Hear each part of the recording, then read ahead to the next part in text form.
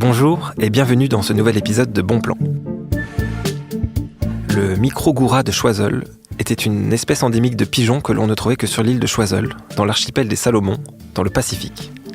C'était un beau pigeon avec une crête bleue sombre au sommet de la tête. Il s'est éteint au début du XXe siècle, parce que d'autres espèces ont envahi son île et l'ont chassé. C'était notamment des chats et des chiens. Depuis, les histoires d'invasion se sont multipliées, se sont accélérées un peu partout dans le monde. Les invasions biologiques représentent même la 3e cause d'atteinte à la biodiversité, après la réduction des habitats et la surexploitation des ressources. L'être humain se prépare, la guerre est déclarée. Contre le frelon asiatique, contre l'ambroisie à feuilles d'armoise, contre la renouée du Japon, mais aussi contre le raton laveur ou contre la perche soleil. Pourtant, faire la guerre à la nature n'est jamais une bonne idée. Par le passé, avec les mêmes arguments, on a fait la guerre à des espèces considérées comme nuisibles, comme le moineau ou même les marmottes et les baleines. Est-ce qu'on n'est pas en train de reproduire les mêmes erreurs ? Pour en discuter, j'ai la chance d'accueillir Valérie Chansigaud, qui est historienne de l'environnement et qui a publié un livre très intéressant qui s'appelle « Les Français et la nature, pourquoi si peu d'amour ?» C'était chez Actes Sud en 2017, dans une collection qui est formidable et qui s'appelle « Monde sauvage ». Bonjour Valérie. Bonjour.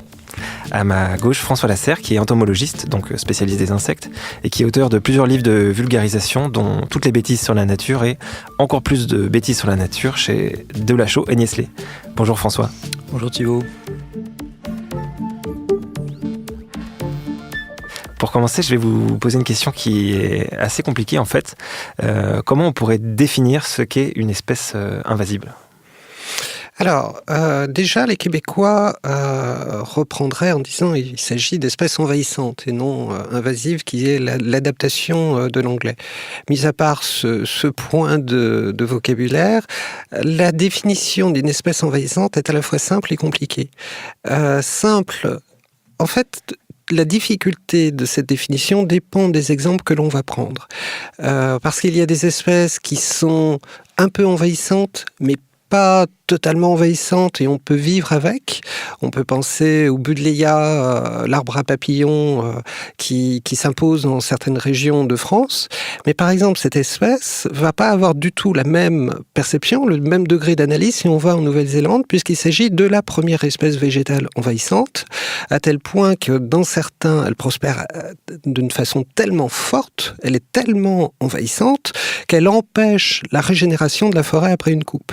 Donc c'est vraiment là un enjeu majeur de la gestion forestière. Alors qu'en France, elle est certes proliférante dans certains endroits, mais pas à ce point-là. Et donc là, on voit avec ce simple exemple qu'il s'agit avant tout d'une question de mesure. C'est pas une question de définition, je dirais quasiment philosophique ou scientifique. C'est vraiment une question d'évaluation du degré de la prolifération qu'il y a derrière l'envahissement d'une espèce.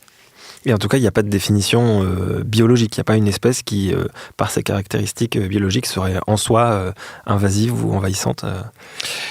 Dans le cas des végétaux, c'est clairement les qualités d'une bonne plante horticole, qu'elle puisse croître facilement, qu'elle se reproduise sans contrainte, qu'elle puisse supporter des conditions adverses environnementales. Ces qualités qui en font une bonne plante à cultiver parce que c'est une culture facile, vont en faire en fait une candidate idéale pour devenir envahissante.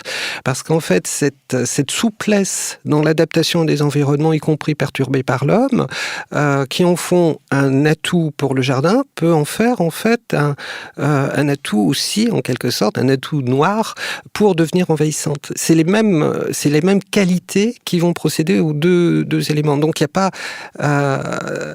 C'est clair qu'une espèce, pour rester toujours dans le domaine des végétaux, qui se reproduit extrêmement peu, extrêmement difficilement, éventuellement avec une espèce animale tierce qui va assurer la pollinisation, mais qui elle-même est rare, si la multiplication de ces éléments font que cette espèce a peu de chances de devenir envahissante. Donc toutes les espèces ne sont pas égales devant la capacité d'être envahissantes, mais là aussi c'est difficile de donner une définition simple, parce que c'est très souvent un ensemble de facteurs qui font que l'envahissement peut se faire ou pas. François Lasserre, vous êtes d'accord avec cette tentative de définition ? Alors, il y a plein de définitions. Déjà, le terme envahissante et invasive, il est subjectif. Donc, évidemment, il vient de nous. Et du coup, il y a plein de définitions. Disons que ce qu'on appellerait vraiment une espèce invasive, c'est une espèce qui qui arrive d'ailleurs, donc qui n'est pas de chez nous, entre guillemets, qui arrive d'ailleurs et qui trouve les conditions favorables à sa naturalisation, déjà, le fait qu'elle puisse se reproduire, donc grâce aux conditions biogéographiques, etc., et qui en plus prendrait un peu la place d'autres espèces qu'on préférerait ou qu'on avait l'habitude de voir. Et là, elle va vraiment être considérée comme invasive. C'est-à-dire, non seulement elle s'installe, elle a les bonnes conditions pour vivre, et en plus, elle prend la place de, entre guillemets. Voilà. Et puis sinon, après ça, il y a tous les gradients possibles.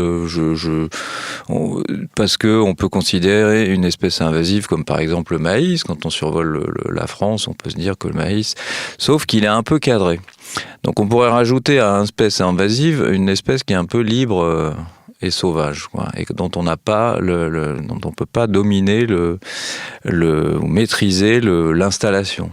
Ce serait un peu ça, quoi. Alors vraiment, là, c'est le sommet de l'invasion. Puis après, il y a différents degrés. Mais ce qui est amusant quand j'écoute vos définitions, c'est qu'en fait, s'il y a une espèce qui remplit toutes les catégories, c'est l'être humain, parce que effectivement, une espèce qui s'implante partout et qui prend la place des autres, ou en tout cas dont les activités se font souvent au détriment des autres, ben, ça correspond pas mal à ce que fait l'être humain. C'est même le modèle de l'espèce invasive par excellence. Depuis, on aurait même éradiqué les autres espèces si c'était des espèces d'hommes, Néandertal, etc. Bon, ça reste encore à prouver, mais bon, c'est une supposition, vu comme on est un peu violent et belliqueux vis-à-vis du vivant. Et c'est vrai que, généralement, quand on me dit « mais cette espèce-là est invasive », je dis « mais c'est bizarre qu'une espèce invasive me demande si une autre espèce est invasive. » Ou alors, vous savez parfaitement ce qui est une espèce invasive, puisque vous-même, vous l'êtes. Alors, c'est pas un jugement de valeur, mais effectivement, avec nos définitions, Homo sapiens, ça envahit la Terre entière, on prend la place de tout le monde, sans se soucier de quoi que ce soit, exactement comme le fait n'importe quelle autre espèce. Avec une précision sans doute qui fait que l'être humain n'est pas une espèce comme une autre, c'est que contrairement aux autres qui s'adaptent à un environnement donné, voire en le modifiant légèrement, l'être humain est capable de modification radicale de l'environnement. C'est ce qui explique son succès. Son degré d'envahissement tient, si on peut poser les questions en ces termes-là, après il y a d'autres problèmes qui peuvent apparaître, mais vient plutôt dans sa capacité culturelle à modifier et manipuler l'environnement naturel à son profit, plutôt qu'à des caractéristiques biologiques propres. Et là, c'est vraiment quelque chose qui est très nettement différent. Lorsqu'il y a effectivement des champs de maïs ou de colza à perte de vue, c'est bien autre chose que les qualités purement, je dirais, biologiques de l'être humain qui s'expriment là. C'est vraiment une organisation sociale qui facilite en fait cette installation en masse d'un certain type de culture au détriment d'autres. Donc on en revient à ce facteur-là qui est le fait, ce qui distingue le maïs d'autres espèces qui ont pris beaucoup de place sur notre territoire. Le maïs, on l'a choisi, les autres espèces, par exemple l'arbre à papillons, on l'a pas choisi. Donc peut-être que ce critère de choix ou de liberté de l'autre être vivant peut être utilisé, non ? Alors le terme de liberté, je tique toujours parce que là on s'avance sur des terrains qui sont un peu compliqués. À tout point de vue, tant pour l'être humain que pour les autres espèces non humaines qui peuplent cette planète et qui peuvent être à un moment ou à un autre envahissantes. Terme de liberté, vraiment, c'est à manipuler avec précaution. C'est vraiment compliqué. Mais bon, je tiquerai juste sur l'emploi de ce terme. En tout cas, même si on voit que c'est un concept, sur tout point de vue, qui est difficile à définir, il y a quand même une réalité physique, sociale. Il y a des plantes qui sont invasives et qui s'installent au détriment des espèces locales. La question qui m'intéresse, c'est pourquoi on utilise un vocabulaire aussi guerrier, aussi violent. On parle de peste végétale. Il est plutôt fréquent qu'on insulte les espèces en question, etc. Pourquoi on a ce rapport aussi guerrier à ces espèces ? C'est un peu compliqué. Il y a beaucoup de thèses autour de notre haine et de notre peur de la nature, y compris de l'autre, du changement. Ça fait appel à plein de choses. On n'est pas tellement. L'évolution nous a amené à pas aimer trop le changement parce que c'est comme, je sais pas, vous prenez tous les autres mammifères, passent toujours au même endroit. Quand on est passé à un endroit, on sait qu'il nous est pas arrivé d'ennui, donc on va repasser à cet endroit-là et se dire tiens, on va prendre un autre chemin, c'est un peu compliqué. Donc on est un peu câblé comme ça. Et puis on voit souvent dans le changement quelque chose de négatif. Et il y a un des biais cognitifs, un des biais de raisonnement qui s'appelle le biais de négativité, qui nous fait avoir très peur des choses négatives parce qu'on se doute que ça peut être très coûteux. C'est plus coûteux de réparer quelque chose de négatif que de positif. Donc on serait d'une certaine façon un peu câblé comme ça. De la même façon qu'on n'aime pas trop nos voisins, qu'on est un peu raciste vis-à-vis du village d'à côté ou du pays d'à côté, etc. Vous voyez, on a cette propension à rester un peu... Et c'est l'évolution qui nous a amené à être comme ça. Alors déjà, quand c'est humain, on a du mal. Alors quand c'est non humain, ça peut... Là, on se lâche, quoi, en quelque sorte. Puis du point de vue du vocabulaire, si on prend la langue française, par exemple, pour définir ce type de phénomène, le choix lexical est quand même pas immense. Une fois qu'on a éliminé le terme d'envahissement, le terme de concurrence, le terme de domination, le terme d'élimination, d'éradication et le terme d'épidémie, par exemple, parce que l'épidémie, une espèce envahissante ou une espèce qui provoque une épidémie, c'est grosso modo la même chose.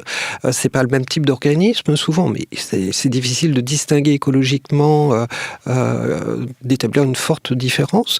Le vocabulaire est pas extensible à l'infini, donc forcément on tombe sur des termes entre guillemets guerriers, mais parce que sans doute pour décrire les phénomènes que l'on cherche à décrire, il n'y a pas d'autre solution d'un point de vue lexical. Ouais, d'où l'emploi peut-être de termes qui sont effectivement problématiques comme ceux de liberté ou d'intelligence ou de magnifique capacité d'adaptation plutôt que d'envahissement ou de choses comme ça.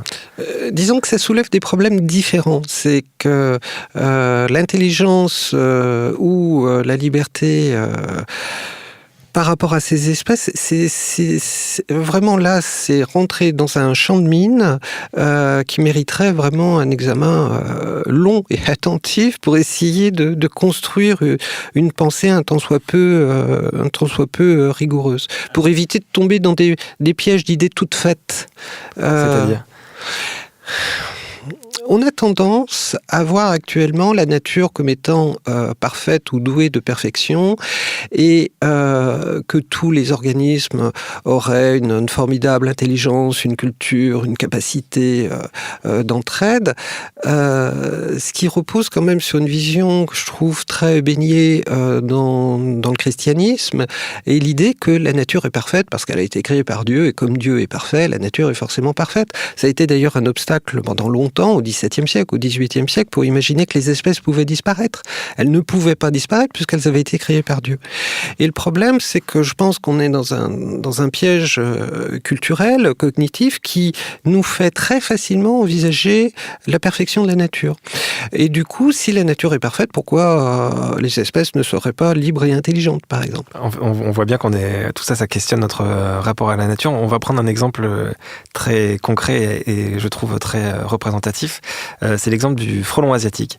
Et quand on fait quelques recherches sur cette espèce, on tombe notamment sur YouTube, sur une chaîne qui s'appelle Étienne LGF, donc pour Land Guêpe Frelon.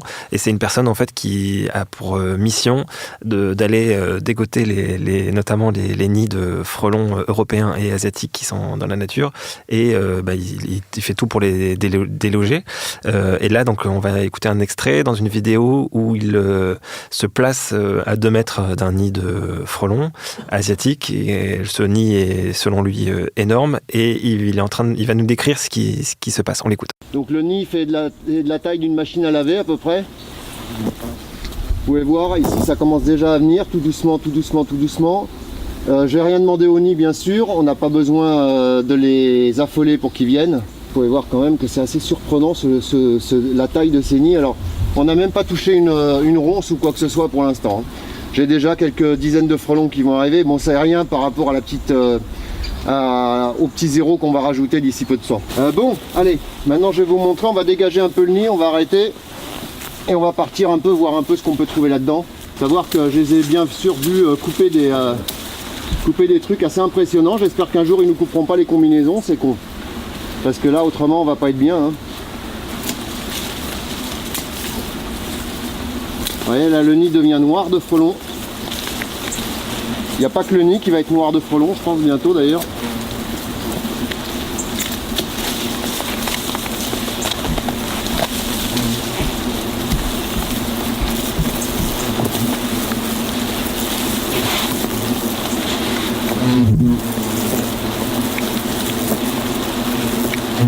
Là, vous pouvez voir. Hein.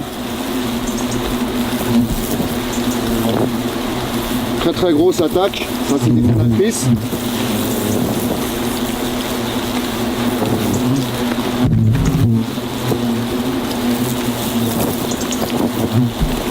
Alors, ce genre d'attaque est toujours très très très impressionnante. Hein. C'est métier ou pas métier, voilà. C'est très très impressionnant. On a beaucoup de frelons qui arrivent. D'un coup comme ça, sans rien demander. C'est la mort assurée pour la personne.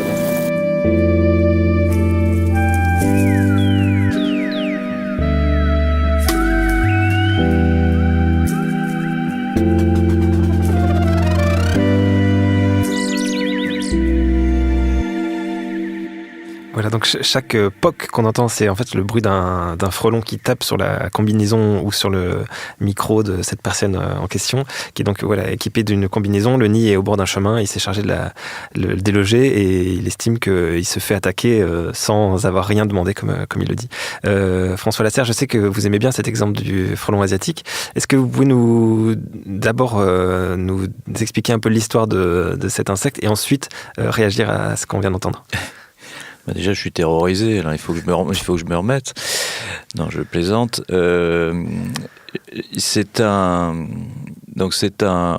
Avant 2004, il y avait une seule espèce de frelon en Europe, le frelon dit d'Europe, le jaune et noir. Et puis depuis 2004, il y a une deuxième espèce qui est arrivée avec nos importations dans une poterie destinée à des bonsaïs qui s'est retrouvée dans le Lot-et-Garonne et dans laquelle il y avait une reine. Une ou plusieurs, je crois qu'on ne sait pas trop, en tout cas très peu, et qui depuis se sont installés et sont en train d'occuper exactement la zone biogéographique qu'elle occupe en Asie. C'est-à-dire que cette femelle venait de la région de Shanghai, et dans ce coin-là, en Asie, il y a plein d'espèces de frelons, il y en a 7 ou 9 de mémoire. Et donc, elle a trouvé les conditions absolument favorables, est arrivée au bon moment, etc. Voilà, tout a été cumulé, parce que souvent, l'installation d'une espèce, c'est une suite de coïncidences incroyables, et donc là, tout a été cumulé, c'est-à-dire qu'elle est arrivée au bon moment, remplie de sperme, parce qu'elle avait été fécondée, à la bonne période, au moment où elle installe son nid, c'est-à-dire au printemps, etc. Parce que si elle était arrivée en plein hiver, elle aurait peut-être pas tenu le coup, etc. Et depuis, on a une deuxième espèce de frelon asiatique. Et en fait, donc cet insecte porte un nom qui fait peur, frelon, a passé la frontière sans papier, il est made in China, c'est plus du tout à la mode. Bon. Et parce qu'à un moment, c'était enfin, made in Taïwan, etc. Quand on était jeune, là, c'est le made in China. Et surtout, cet insecte s'est attaqué quasiment au seul insecte qui a un syndicat, qui est l'abeille domestique. Et j'y vois aussi un peu, je fais une corrélation avec le loup qui a fait un peu la même chose, qui a un nom qui fait peur, qui a passé la frontière sans papier, qui s'attaque à des animaux qui ont un syndicat d'éleveurs, comme les brebis ou les brebis ou les chèvres. Et du coup, là, il se passe quelque chose de tout à fait révélateur de notre vision de la nature, qui est complètement subjective, et on entend absolument tout et n'importe quoi. Et c'est une espèce d'hystérie collective, qu'on soit pour ou contre. Et j'ai aucune réponse là-dessus. Il n'y a pas de réponse d'ailleurs, c'est à savoir si on est pour ou contre. En tout cas, ce que je vois, c'est que maintenant, ce frelon est installé, et ce que je vois, c'est le comportement des gens et notre façon de stigmatiser le vivant alors qu'il est installé. Qu'on se protège vis-à-vis des espèces qui arrivent d'ailleurs, qu'on essaye d'avoir une espèce de principe de précaution, en tout cas qu'on soit attentif pour pas, parce qu'il y a parfois des espèces attaquent nos cultures ou notre nourriture ou des gens, il y a des problèmes sanitaires, qu'on soit très attentif, évidemment, c'est normal, on brasse beaucoup de vivants avec tous nos échanges internationaux, mais une fois qu'elle est là, on ne peut rien faire. Donc quand je vois tous ces gens qui se sont accaparés cette haine du frelon asiatique comme ça gratuitement, juste parce qu'il venait d'ailleurs et qu'il attaquait nos abeilles, entre guillemets, nos abeilles, c'est très révélateur de notre comportement vis-à-vis du vivant, complètement subjectif. C'est normal, on est des êtres irrationnels, subjectifs, etc. En revanche, notre haine, nos pièges, etc., ne feront pas disparaître le frelon asiatique, le frelon à pattes jaunes d'ailleurs plutôt, c'est son vrai nom, parce que voilà, apparemment il est bien installé et son aire d'installation s'étend. Et on oublie aussi une chose, c'est quand les espèces s'installent, les espèces dites invasives, celles qui trouvent les bonnes conditions, ça se fait en vague. C'est-à-dire, il y a vraiment une crête au début de leur installation, elles sont vraiment très, très efficaces, elles s'installent partout. Et puis, au bout d'un moment, au bout de quelques années, il y a des maladies, des prédateurs, les abeilles vont être un peu peut-être sélectionnées pour repartir en volant, en zigzagant. Enfin, les apiculteurs vont aussi, eux, trouver des parades. En revanche, ne jamais oublier que quand une espèce invasive s'installe, souvent c'est parce qu'on a créé les conditions de son installation. Et si le frelon se régale de nos abeilles en ce moment, c'est parce qu'il y a aussi peut-être peu d'insectes à manger dans nos endroits urbanisés, et toutes les études le montrent de plus en plus, qu'il y a moins d'insectes à manger. Et puis il s'est retrouvé face à une quantité d'insectes incroyables que sont les abeilles, dans les ruches, un peu faiblardes. On oublie aussi, évidemment, dans cette histoire, tous les aspects positifs de l'installation du frelon. Le frelon, je le vois et je l'ai vu et je le sais, il attaque évidemment d'autres insectes, il attaque des guêpes, il attaque des nids de guêpes aussi. Il nourrit beaucoup de menthes religieuses. J'ai souvent vu une menthe religieuse en train de manger un frelon asiatique, mais à partir du moment où on est stigmatisé, c'est fini, on n'a plus droit au chapitre. Voilà, on est catalogué, le frelon asiatique est catalogué. Alors en plus, les frelons sont quand même des insectes plutôt craintifs, que ce soit le frelon d'Europe ou le frelon asiatique. Le frelon à pattes jaunes, le frelon asiatique ou pattes jaunes, c'est le même, est un peu plus gonflé, il s'approche plus des humains. Voilà, et puis après, ces insectes prennent une culture, c'est-à-dire maintenant qu'ils s'installent dans des endroits urbanisés, qu'ils mangent des abeilles, c'est culturellement, ces espèces-là vont être habituées à nous. Mais ça reste quand même des insectes très craintifs, il y a très peu de frelons très très agressifs quand on est loin du nid. Oui, les nids sont souvent en hauteur. Les nids sont souvent en hauteur, et même, en tout cas pour le frelon d'Europe, on peut s'appeler vraiment... Le faites pas, mais parce qu'on dit n'approchez pas à moins de 5 mètres d'un nid, parce qu'effectivement, il y a des gardiennes, chez les insectes sociaux, il y a des gardiennes qui peuvent attaquer quelque chose, un danger qu'elle trouverait dangereux pour elle. Mais en dessous de 5 mètres, on le sait même, les entomologistes peuvent s'approcher assez près d'un nid de frelon, c'est vraiment des insectes très peu craintifs. C'est-à-dire que l'espèce de... En plus, le frelon à pattes jaunes est un peu plus petit sauf qu'il fait des nids absolument énormes. Alors déjà qu'on a peur du frelon, rien que l'idée du frelon, on en a peur. Alors quand on voit un nid qui fait de la taille, je ne sais pas ce qu'il a dit, de la taille d'un sèche-lin, c'est-à-dire qu'il y a toute cette peur, cette méconnaissance du vivant qui ressort et qui est... Mais ça peut faire un peu ça avec les araignées dans les maisons. Elles prennent vraiment toute notre crainte de la nature, parce que c'est le seul truc de nature qui se retrouve dans notre maison, en quelque sorte. Et le frelon, pareil. Mais il est installé, c'est compliqué d'éradiquer une espèce sociale. Donc maintenant, si on a un problème avec une population de frelons asiatiques à un endroit, on va régler notre problème. Mais le fait de le haïr et d'entretenir cette espèce de haine du vivant et de stigmatisation de l'autre, je trouve que c'est contre-productif vis-à-vis de la biodiversité, quoi.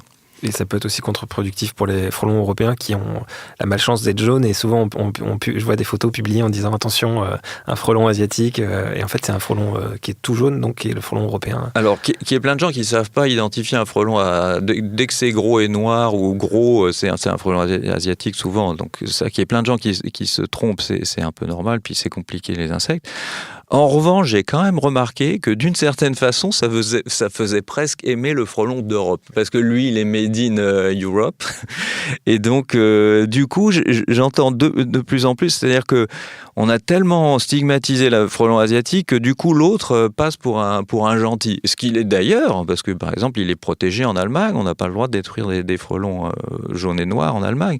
Et c'est vraiment un insecte sympa, si vous ne l'embêtez pas vraiment très proche, juste à côté du nid, c'est vraiment un insecte sympa. Valérie Chancigou, vous qui avez écrit un livre où vous décrivez le peu d'amour qu'il y a entre les Français et la nature, qu'est-ce que ça vous inspire, cet exemple du frelon asiatique ? Alors, j'aimerais réagir à quelque chose qu'a dit François. Il a tout à fait raison. C'est bien comprendre que ces questions d'espèces envahissantes, comme d'espèces pathogènes d'ailleurs, résultent toujours d'une création humaine. C'est les voies de transport, c'est la modification des écosystèmes, c'est la favorisation d'une espèce au détriment d'une diversité d'espèces. Bref, c'est tout ce que fait l'être humain qui va en fait donner des conditions particulières à la prolifération et à l'envahissement d'une espèce. L'être humain est toujours le responsable, le facteur causal principal. Il n'est pas le seul, mais franchement, il est omniprésent dans toute cette histoire. Et que, par contre, je suis pas... Enfin, ce qu'il faut bien comprendre, c'est qu'effectivement, et là François a raison également d'insister là-dessus, que toute l'émotion et toute la haine de la nature se focalise sur certaines espèces. Et ce qui est absolument fascinant, c'est qu'en définitive, on fasse aussi peu, parce qu'on fait très peu, pour éviter l'émergence de nouvelles espèces envahissantes. Si on regarde les pays qui ont les contrôles aux frontières les plus stricts, comme la Nouvelle-Zélande par exemple, pour des raisons d'histoire biogéographique particulière, c'est un pays fragile aux envahissements d'espèces, très peu de marchandises, malgré que c'est le pays le plus strict en matière de contrôle sanitaire. En définitive, si on regarde la probabilité d'un contrôle de marchandises, c'est extrêmement faible. Et pourtant, on a une vieille tradition. J'ai retracé cette histoire d'échec, de réitération de l'échec répété devant justement des maladies touchant des arbres dans un livre qui s'appelle « La nature à l'épreuve de l'homme ». C'est absolument fascinant parce que depuis les premières crises liées à des espèces introduites, je pense au phylloxéra dans les années 1860-1870, qui a quasiment éliminé la vigne en Europe. Si on a de la vigne aujourd'hui, c'est vraiment on a du bol, parce que grâce au porte-greffe américain, on a pu sauver la vigne, mais on prend encore une fois la partie européenne d'une vigne, on la plante en terre à peu près n'importe où, le phylloxéra est toujours là, il finira par tuer le pied de vigne. On doit toujours encore avoir ces pieds de vigne. Donc le problème s'élimine pas toujours au fil du temps. Après, ça dépend vraiment des situations. Mais ce qui est absolument fascinant, c'est que phylloxéra, grande crise, on va mettre en place les premiers contrôles sanitaires aux frontières, notamment en Europe, et ça ne change rien dans le rythme toujours plus effréné d'introduction d'espèces qui vont se révéler parfois absolument dommageables. Pas toutes les espèces introduites sont dommageables, c'est ça qui est compliqué à comprendre. Et puis il y a des espèces introduites qu'on adore. On aime bien de cultiver toute une série de plantes, et les jardiniers le savent bien, qui viennent absolument d'ailleurs. Si on prend les pélargoniums, si on prend les glaïeuls, ils viennent d'Afrique du Sud, ils viennent pas d'Europe. On n'imaginerait pas un jardin entre guillemets purement européen, parce que pour le coup il y aurait plus grand chose à cultiver. Et puis qu'est-ce que ça veut dire purement européen après des milliers d'années d'échanges biologiques? Mais c'est ça qui est fascinant, c'est que l'être humain est capable de s'enflammer autour d'une espèce qui en définitive le frelon est pas la pire de toutes, loin de là, et dans le même temps vraiment se laver les mains de tout ce qu'on fait en termes d'échanges complètement délirants et aberrants. La pyrale du buis est arrivée avec des produits horticoles. Xylella fastidiosa, une bactérie qui a ravagé les oliviers dans les Pouilles au point de faire quasiment dans certaines régions des Pouilles disparaître une culture qui avait plus de 2000 ans et la rendre impossible, est arrivée avec des produits horticoles également, avec des caféiers ornementaux venant d'Amérique centrale. Et on reproduit constamment constamment, mais vraiment de façon fascinante, ces stupidités. Et quand on regarde dans le détail ce genre de choses, on se rend compte que certes, on arrive à avoir des bouffées passionnelles délirantes, mais la raison qui consisterait à ne pas faire n'importe quoi avec ces échanges d'espèces, ça, par contre, on ne le met pas du tout en place. Et les exemples sont tellement nombreux, sont tellement répétés, on peut se demander vraiment s'il y a une intelligence dans le corps de l'être humain, quoi. C'est vraiment absolument fascinant. C'est l'absurdité la plus totale qui règne. Pour compléter ce que dit Valérie, alors je pense que c'est à la fois très compliqué parce qu'en plus des espèces qui arrivent d'ailleurs, il y en a des centaines et des centaines chaque année. Il y en a très peu qui s'installent ou certaines s'installent dans toute la discrétion, très discrètement, ils ne nous embêtent pas. Et que d'une certaine façon, le fait de ne pas réagir contribue à une forme d'hystérie. C'est arrivé avec le loup, c'est-à-dire que d'une certaine façon, le loup et le frelon asiatique, on les a un peu trop bien accueillis ou on n'a pas assez réagi. Vous voyez, et du coup, quand des apiculteurs sentent que leur ministère ne réagit pas et ben du coup ça contribue à cette colère qu'il y a autour des éleveurs de brebis quand il y a eu le loup. C'est vrai que d'une certaine façon, alors c'est pas qu'on les a trop bien accueillis, c'est peut-être qu'on n'a pas assez bien réagi. Et puis pour continuer sur cette histoire de frelons asiatiques, alors c'est bien évidemment c'est de la provocation parce que je sais que, mais moi, finalement, je l'aime bien, ce frelon asiatique. Il s'attaque à une autre espèce complètement invasive, sauf que c'est nous qui le décidons, c'est l'abeille domestique. Donc, j'aurais envie de dire, super, il nous réduit un peu une espèce. Mais comme c'est l'abeille domestique, c'est nous qui l'implantons de façon complètement arbitraire et de n'importe où. On installe un insecte qui est croisé depuis des siècles, absolument n'importe où, comme on veut, quand on veut. Mais là, ça va, là, ça passe. Là, c'est parce qu'elle nous apporte du miel ou parce qu'elle nous apporte de la cire, là, c'est OK. En fait, c'est dès que c'est libre et sauvage, ça nous embête un peu. Vraiment, quand ça échappe à notre contrôle, il y a quelque chose de complètement irrationnel. Mais rappelons, j'ai quasiment envie de dire que l'insecte presque le plus invasif de France, c'est l'abeille domestique qu'on installe partout. Ça ne me dérange pas, je ne dis pas que c'est bien ou c'est mal, mais quand vous installez une ruche quelque part, vous installez 20, 30 000, 40 000 individus qui sont croisés depuis des siècles, qui n'ont plus rien de chez nous ou d'originel ou d'autochtone avec ces critères subjectif que je n'aime pas non plus.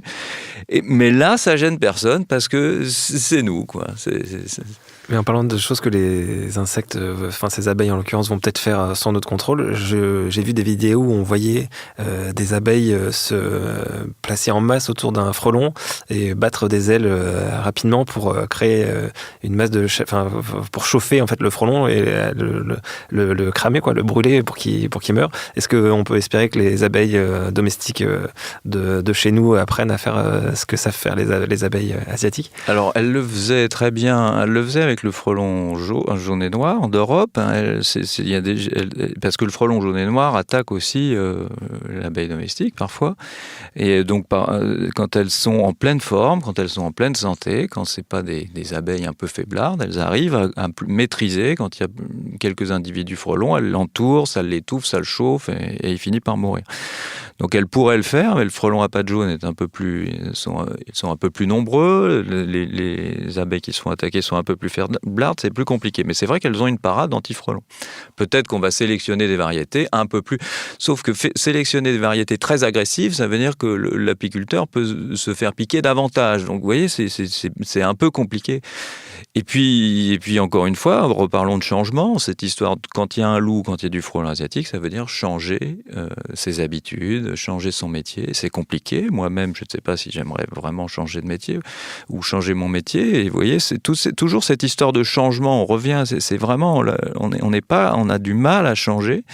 Et donc, quand il y a des frelons, et donc se dire, oh là là, il va falloir que je change, non, on préfère tuer et éliminer le problème que de réfléchir un peu. Être bienveillant et un peu plus empathique vis-à-vis du vivant, quel qu'il soit, c'est coûteux en fait. Et c'est vraiment coûteux intellectuellement. Penser coûte vraiment de l'énergie et c'est un peu coûteux. Donc parfois on est un peu radicaux. Mais voilà, et puis je ne sais pas si on aura le temps, mais placer aussi cette notion d'espèce, c'est-à-dire que ce n'est pas les frelons asiatiques qui nous embêtent. Ça, c'est un nom qu'on a donné sur un groupe d'individus. Mais c'est quelques individus à quelques endroits. Il y a plein d'autres individus frelons asiatiques qui ne nous embêtent pas, qui ne vont pas nous piquer, qui ne vont pas manger nos abeilles, etc. Donc vous voyez, le fait de stigmate, de dire les frelons asiatiques sont d'affreux jojo, mais c'est épouvantable. Je rêve d'un monde où ce qu'on est en train de faire entre humains, ce qu'on n'arrive pas toujours à bien faire, c'est-à-dire d'être bienveillant, empathique, de faire moins de guerre, d'être moins belliqueux, on n'en est pas encore, mais en tout cas, on tend vers. Ce qui serait formidable, c'est que maintenant, ça déborde sur le non-humain, surtout à l'heure où on entend que la biodiversité est en train de se dégringoler, qu'on accélère un petit peu les choses et que cette envie qu'on a de vivre un peu plus en paix entre humains, on l'étende aux non-humains, avec évidemment gérer les populations qui nous embêtent, mais à tel endroit et avec tel groupe d'individus. Et là, on peut faire le lien avec l'actualité vraiment d'aujourd'hui. Quand on voit qu'il y a de plus en plus de mouvements, notamment d'extrême droite, qui se revendiquent de l'écologie, au nom en fait d'une écologie, d'une sorte de passé mythifié, déifié, imaginaire, la bonne nature, le bon lien à la nature qui serait garante de tout. Et c'est vrai que dans les discours relatifs à la protection de la nature, il y a cette dimension, on va dire, conservatrice, voire franchement réactionnaire, qui est omniprésente et qui a toujours été extrêmement présente. C'est pas le seul discours qui existe, bien évidemment, mais quand même, il est assez fort. Et qu'effectivement, être face à ce besoin de changement ou d'adaptation, aux modifications du monde, parce que forcément, l'être humain agissant avec autant de manque de réflexion, il y a des choses qui sont négatives dans ce qu'il produit. Le frelon est un exemple. Il faut donc s'adapter à la présence du frelon qui ne va pas disparaître ou du loup qui ne va logiquement pas disparaître non plus. C'est aussi une société peut-être plus sûre d'elle, mais ça veut dire aussi préciser tout un ensemble de valeurs vraiment qui dépassent le simple cadre de la nature, de valeurs, je dirais, on va dire politiques, de valeurs idéologiques, qui ne sont pas forcément contenues dans les discours que l'on tient par rapport à la protection de la nature, à la nécessité d'être en harmonie avec la nature, ou que sais-je encore. Oui, la nature, c'est pas un catalogue que l'homme a pour mission de protéger, c'est un mouvement dont on fait partie. J'ai bien entendu vos conseils pour gérer le problème des espèces invasives. Il y a d'abord le fait d'arrêter de faire n'importe quoi, notamment avec les plantes ornementales qu'on importe. Et il y a aussi une posture, François Lasserre, d'être avec plus d'empathie avec les non-humains. Ça me place dans la position du jardinier, qui, notamment le jardinier naturel, donc comme le sont la plupart de nos auditeurs, tous essayent de bien faire, d'avoir un comportement qui est plutôt favorable à la biodiversité. Et en même temps, on est tout le temps, quand on jardine, on est tout le temps en train de modifier son environnement, on essaye tout le temps de le faire évoluer dans le sens qui nous convient, donc entre autres avoir plus de récoltes. Et parfois, on fait des erreurs, donc parfois, on va effectivement apporter une plante qu'on aime bien, qu'on trouve jolie, et on va faire venir des insectes ou que sais-je avec elle. Donc, quels seraient vos conseils pratiques pour les jardiniers qui nous écoutent et qui n'ont pas envie de reproduire ces erreurs?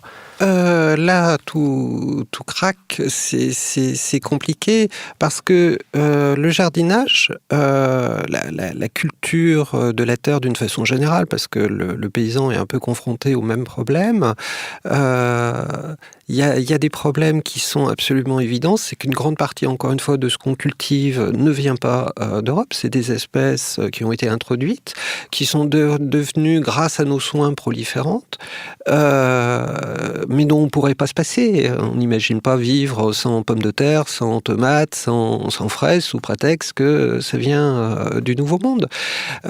Donc ça veut dire qu'on n'est pas face dans une sorte d'harmonie qui viendrait comme au temps jadis de l'homme préhistorique vivant proche de la nature. C'est une culture de la terre, ça porte bien son nom, c'est une façon de modifier quelque chose qui serait spontané pour en tirer des fruits, sans jeu de mots, profitables. Donc ça veut dire qu'il y a forcément une intervention. Par contre, après, c'est la nature de cette intervention qui change entre une intervention qui... C'est le cas de l'agriculture que l'on qualifie d'industrielle, mais le terme est mal choisi. C'est une agriculture spéculative. Il s'agit de produire un maximum d'argent dans un minimum de mains.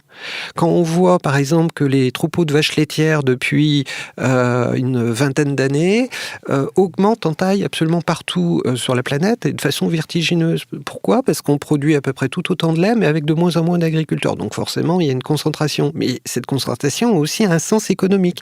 C'est plus facile de faire vivre, entre guillemets, correctement un agriculteur qui a 500 vaches qu'un agriculteur avec 20 vaches. Et ces logiques-là, c'est des logiques très compliquées à mettre en place, qui dépassent le simple cadre du jardin. Donc, il faut arrêter d'avoir l'illusion d'être en harmonie avec la nature dès lors qu'on cultive, parce que ça, encore une fois, c'est une construction qui est de l'ordre de l'imaginaire, mais qu'en même temps, les solutions que l'on peut apporter à son niveau personnel passent aussi par la résolution de problèmes beaucoup plus globaux. Et c'est ce lien qu'on n'arrive pas à faire entre le local et le global qu'il faut impérativement faire.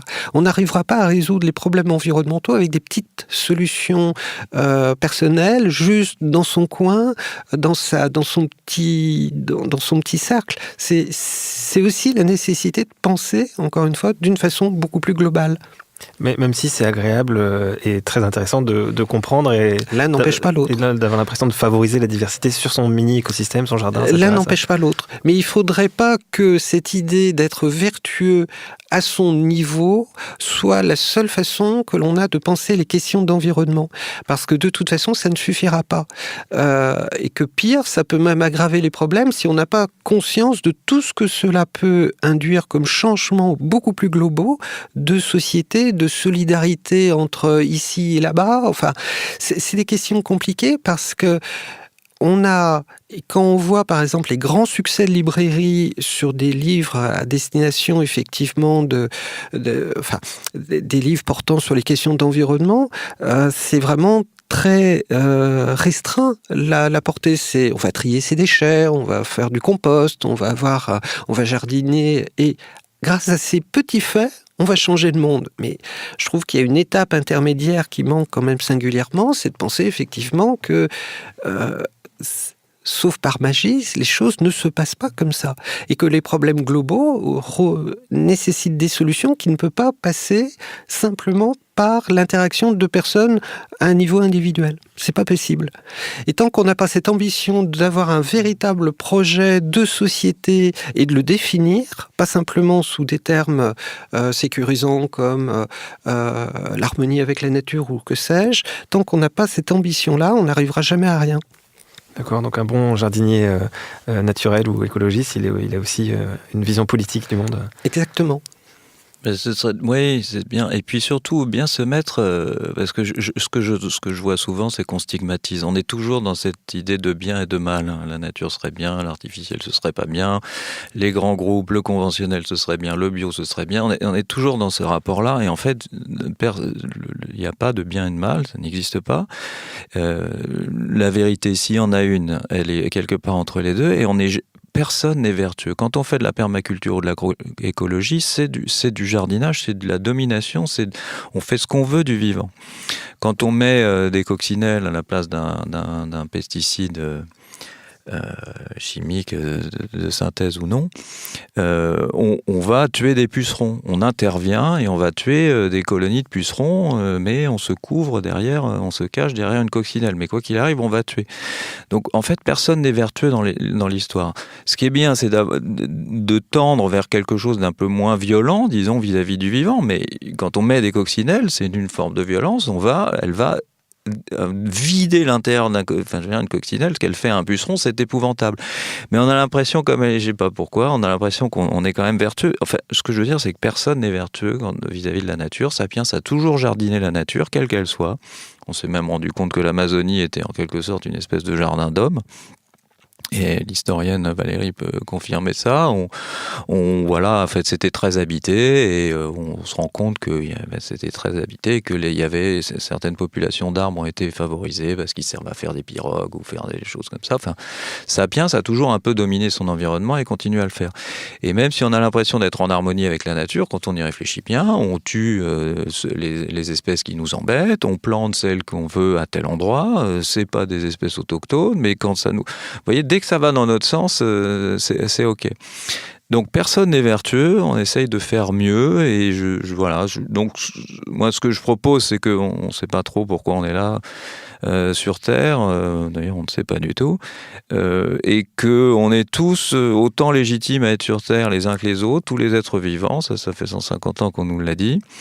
Donc si on peut essayer de respecter au moins la vie, comme nous on a envie d'être respectés en tant qu'êtres vivants, tous les êtres vivants aussi, tous les individus qui nous entourent ont cette envie de vivre, voilà, essayons d'avoir un impact, disons, le plus léger possible. Mais on ne pourra jamais avoir zéro impact. C'est impossible, y compris dans son jardin le plus naturel possible. Et comme le rappelle bien Valérie, la nature, c'est un concept philosophique, elle n'existe pas vraiment.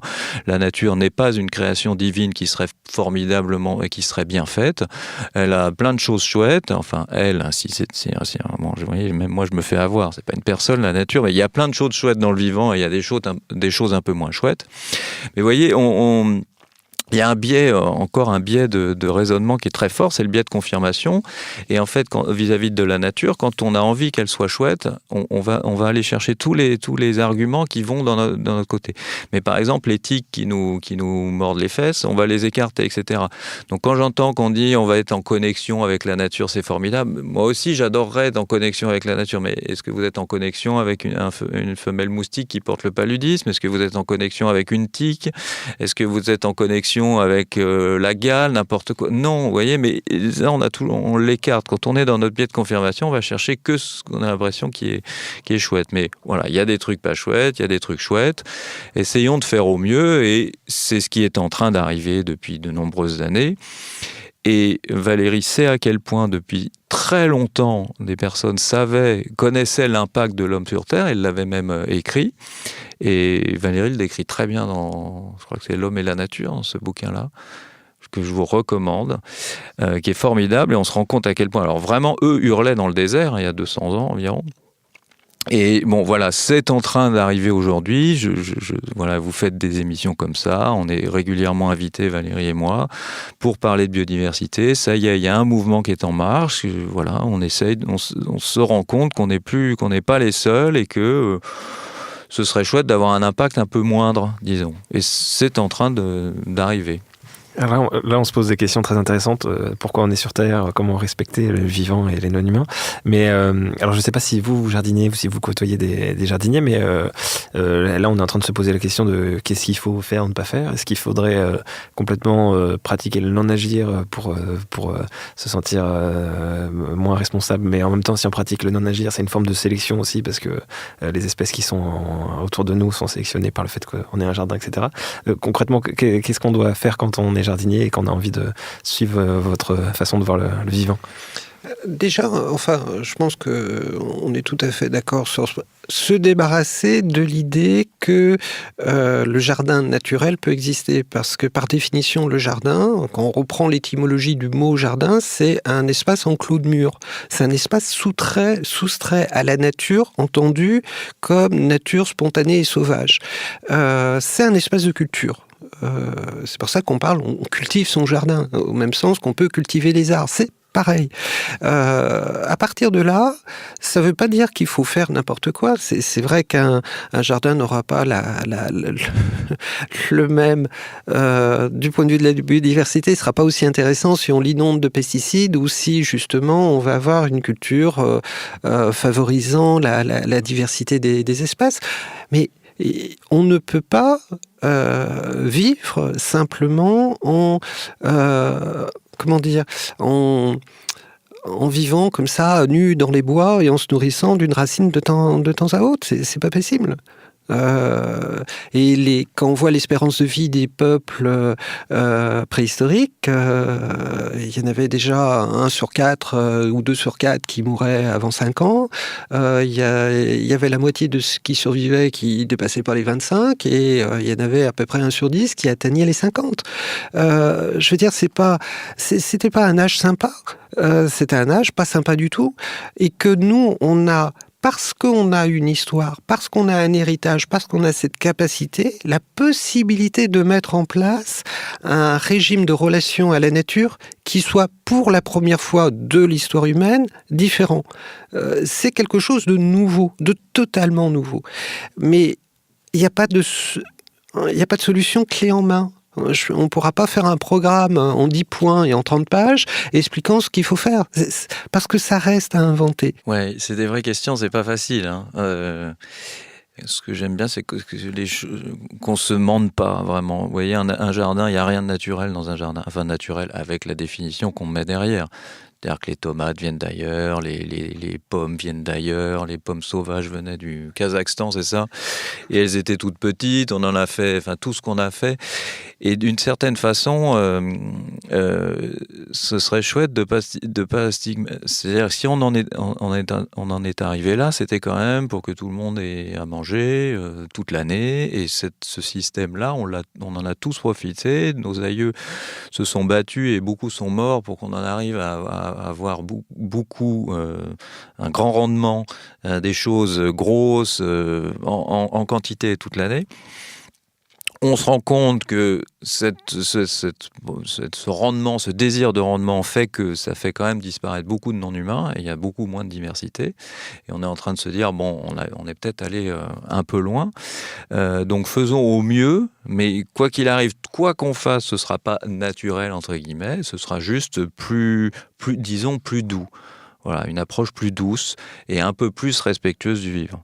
Voilà, et donc c'est vrai que quand on va dans un jardin et qu'on a laissé un peu tranquille, qu'on n'a pas tout enlevé dès qu'il y avait des mauvaises herbes qui poussaient, des trucs à tailler, on se rend compte qu'il y a des bêtes qui s'installent. Et c'est vrai que, mais ça c'est très subjectif, c'est vrai que c'est quand même plus sympa d'être entouré de vie, de sons, de bzz, de trucs qui vivent dans la vie que de se retrouver tout seul. Parce que c'est vrai qu'avec à ce rythme-là, quand on entend le nombre d'espèces d'individus ou d'espèces qui disparaissent, on s'est dit qu'un jour ça va vraiment être silencieux. Ça a été écrit dans les années 60, là, un printemps silencieux, mais on se dit qu'on finira seul. Alors ce qui peut nous inquiéter, nous, c'est que les nouvelles générations qui naissent aujourd'hui en ville n'entendent plus les bzz, les crics, n'entendent plus rien, donc ça fait plus partie de leur culture. Donc on parle d'amnésie écologique. Merci beaucoup pour vos réponses. On arrive au terme de cette émission. Juste avant, je voudrais vous proposer de nous citer une œuvre culturelle, un livre, un album de musique, un film, ce que vous voulez, qui vous inspire, qui fait écho à ce dont on a parlé aujourd'hui et qui permettrait à nos éditeurs et à nos auditrices de prolonger la réflexion. François Lasserre. J'ai beaucoup apprécié, moi, dans cette... parce que j'étais un fidèle de la nature, j'ai commencé comme ça, et avant de me rendre compte que la nature n'existait pas, ou que c'était un concept. Donc je recommande un livre peut-être un peu ardu d'un philosophe qui s'appelle Clément Rosset, qui s'appelle L'Antinature, et qui montre à quel point c'est une conception intellectuelle et que ce n'est pas une entité qu'auraient créé les romantiques après un concept philosophique grec. Bref, c'est ce sujet de nature. Quand on le creuse et qu'on se rend compte à quel point il est subjectif et construit par nous, du coup, moi, ça m'a permis de me détendre, en tout cas. D'être moins crispé sur cette idée de nature. D'accord, c'est une œuvre complexe qui permet de se détendre, c'est un bon programme. Et vous, Valérie Chansigo ? Alors, je pense à un livre qui s'appelle... il faudra vérifier le titre pour les internautes. Le lien sera sans doute mis sur votre page. C'est Madame Crisby et les rats de Nîmes d'un certain O'Brien, qui est en fait un livre d'anticipation. L'histoire est très simple. Ce sont des rats rats qui sont soumis dans un laboratoire à des expériences pour développer leur intelligence. Ils la développent si bien qu'ils imaginent un plan d'évasion extrêmement sophistiqué. Ils arrivent à lire, ils arrivent à apprendre à maîtriser des techniques assez élaborées comme l'électricité, et ils s'enfuient. Vraiment, il y a une évasion absolument extraordinaire. Ils se mettent dans un coin et là, ils sont confrontés à un problème. Ils arrivent à survivre discrètement en étant en quelque sorte des commensaux des populations humaines, mais ça leur pose un problème en termes de liberté. Est-ce qu'on peut vivre en étant commensal ou pas ? Et il y a une partie de ces rats, la majorité, qui décident de vivre en autarcie en repérant un parc naturel très éloigné où ils pourraient installer leur culture et vivre en parfaite autarcie et se couper en fait du reste du monde et ne plus vivre en fait aux dépens d'eux, en n'étant plus en fait des commensaux. Et il y a un petit groupe de rats qui décident de continuer à être en autarcie parce que emmerder les êtres humains, c'est quand même, il n'y a rien de mieux sur Terre. Ils finissent par payer de leur vie parce que c'est vraiment un moraliste qu'on aurait pu imaginer. Ce texte écrit au XVIIIe. Il y a vraiment des qualités littéraires absolument extraordinaires. Et je trouve que c'est extrêmement passionnant avec ce livre. Ça pourrait être donné en instrument de réflexion pour les étudiants qui s'intéressent aux questions d'environnement. C'est est-ce qu'on peut vivre en autarcie ou comment on peut... Quelle est sa place au sein de la société ? J'ai l'impression que très souvent, quand on dit il suffit de vivre dans son coin, encore une fois, c'est mon exemple, on achète un vélo, on plante un arbre, on sauve la planète, c'est vivre vraiment à une petite échelle. Et est-ce que ça peut... C'est une sorte... Est-ce que ça a un sens ? Est-ce que ça peut modifier réellement le rapport au monde ? Est-ce que ça peut vraiment modifier ? Et je trouve que c'est un magnifique livre pour réfléchir à cette question de liberté, de sa place au sein du monde. Merci beaucoup pour ces réflexions et vos réponses très intéressantes, et merci d'avoir été présent aujourd'hui. Merci à Nicolas qui a réalisé cette émission. Merci aux équipes de Binge Audio et Tupion qui la produisent. Et merci beaucoup à vous de l'avoir écouté. Si vous l'avez apprécié, n'hésitez pas à la partager, à en parler autour de vous, à mettre une bonne note sur votre application de podcast. Moi, je vous donne rendez-vous dans 15 jours et d'ici là, cultivez bien.